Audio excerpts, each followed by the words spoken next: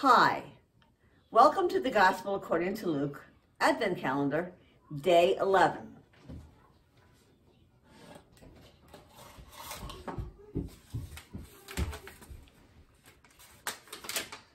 Chapter 11, Prayer, Power, and Ponderings. Jesus prayed a lot. He knew it was really important to keep in touch with his Father in heaven. Not only did he pray a lot, he was really good at it. So one day, his friends asked him to teach them.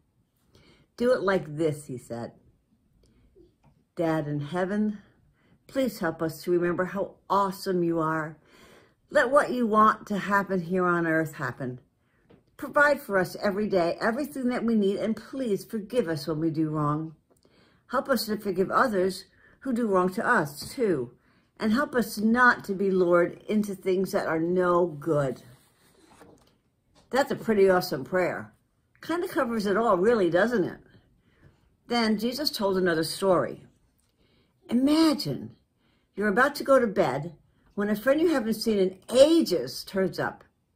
It's awkward because he really wants to come in, but you've got no food to give him, and actually, you just want to go to sleep.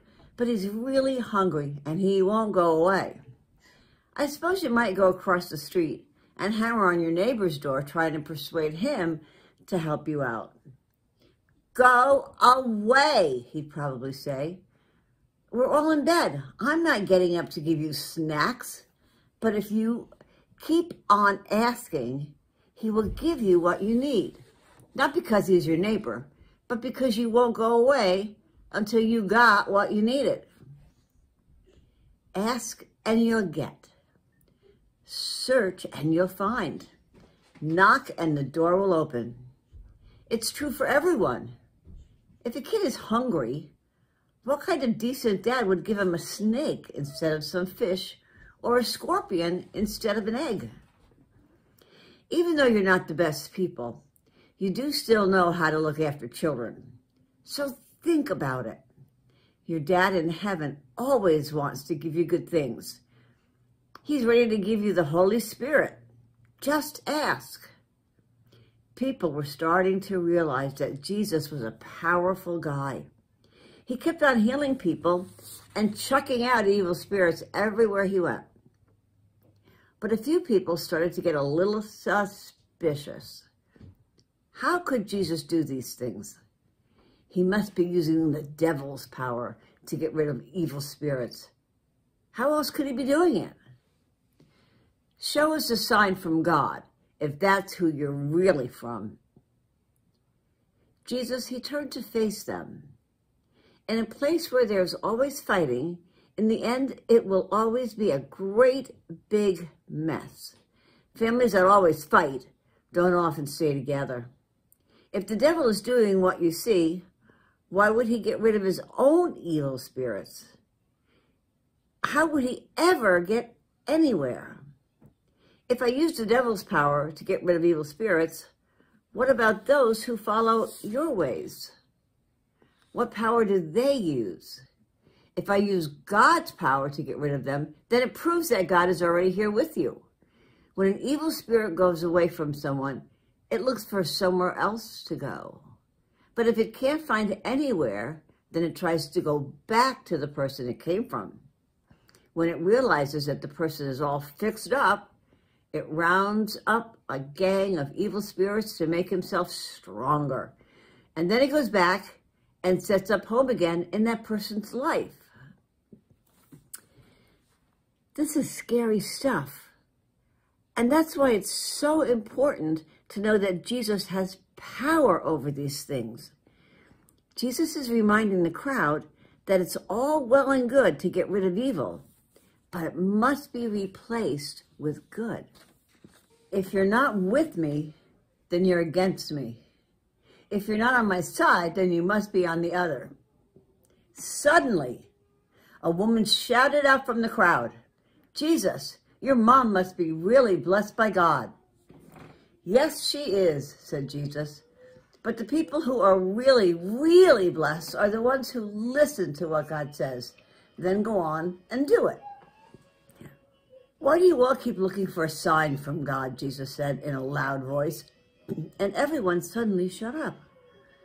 The only thing you'll see from God is what Jonah saw. Jonah was a sign to Nineveh, just like the Son of Man is a sign to you. Fact file. Name, Jonah. Family, Amittai, his father. Age, unknown. Location. Spent some time in a town called Nineveh after he tried to run away to a place called Tarshish. Unusual thing. Once tried to run away from God and spent several nights inside a giant fish, was then thrown up by the fish onto a beach. He probably stank for quite a while. To find out more about Jonah's story, grab a Bible and have a look for a book in it called Jonah. The people of Nineveh turned to God when Jonah gave them his message. All right now, here, today, you're seeing something far more awesome than Jonah. Then Jesus reminded the crowds about the whole light under the bowl thing. You remember, I'm sure, way back in chapter 8. But this time he added something new. You see, your eyes are like lights for your body. If your eyes are good, then you've got the light you need. If not, then the world is going to look pretty dark. Make sure you stick with the light and let your light shine everywhere. Did you know Jesus describes himself as the light of the world? Interesting.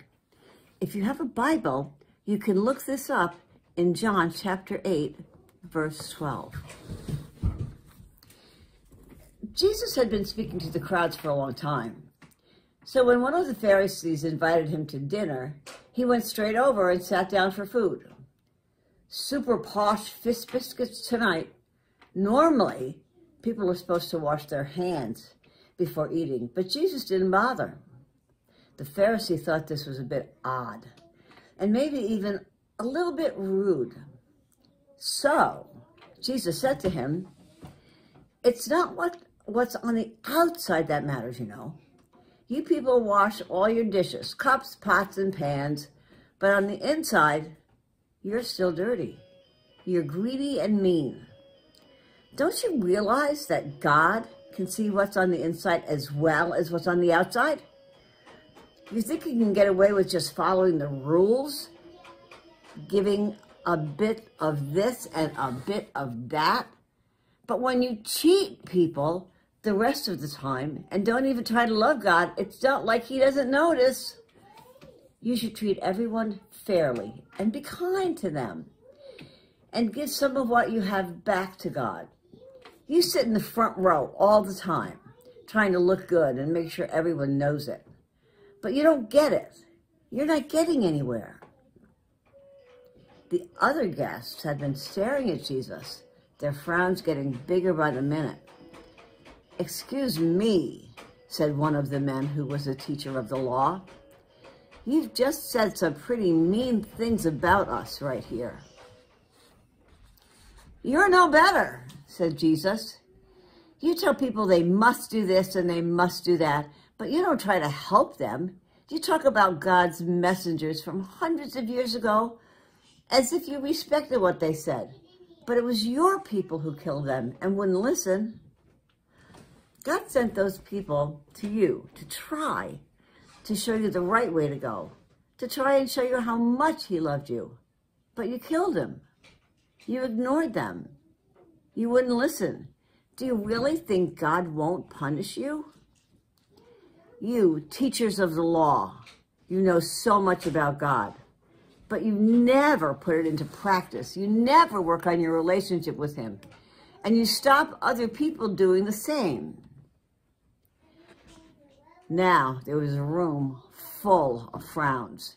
Everyone was really annoyed with what Jesus had said to them. I mean, they'd invited him to dinner. How dare he be so rude? Jesus got up to go, but the men were so cross with him that they wouldn't let him. They wanted to see if they could make him say something he shouldn't, make him say something that was so obviously wrong, just so that they could catch him and get revenge on him for pointing out how nasty they were. Was Jesus really being mean? Why did these men not like what he said? What do you think he was really saying? Write your thoughts down. Join us tomorrow as we continue our journey.